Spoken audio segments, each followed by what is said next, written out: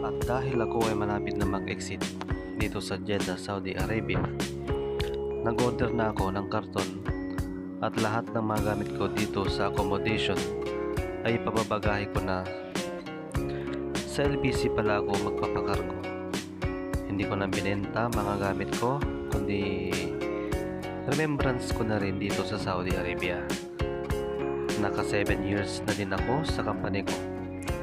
Pero yung 6 years ko sa company ko ay maayos pa.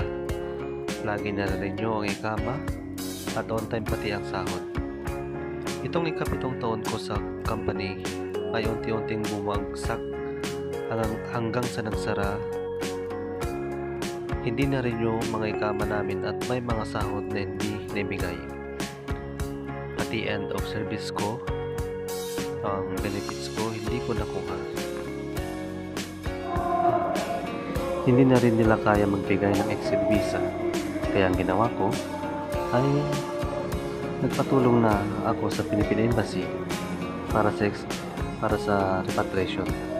At naghintay ako ng exit visa para makauwi na sa Pilipinas.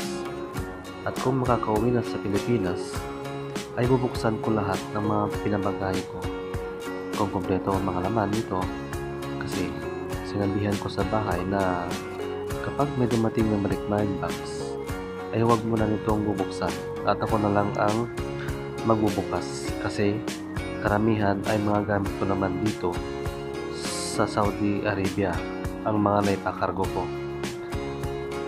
Sinigurado ko lang na ang mga liquid gaya ng dishwashing liquid, mantika at iba pa ay dinoblake ko ng supot para kung may tapon o mabasag o maputasan ay hindi basta-basta kakalat. Kinailangan ko bumili ng mga groceries para may gagamitin ako pag uwi ko sa Pilipinas at hindi na rin ako bibili o gagastos pa doon. Sinubukan kong maglagay ng mga ito kung pwede sa sea cargo, mga electronics gaya ng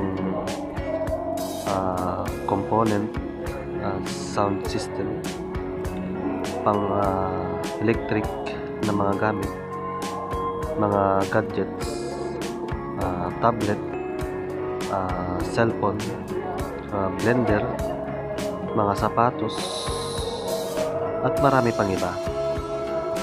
Sa mga susunod kong mga video ay bubuksan ko o i-unbox mga karton pag nakauwi na ako sa Pilipinas.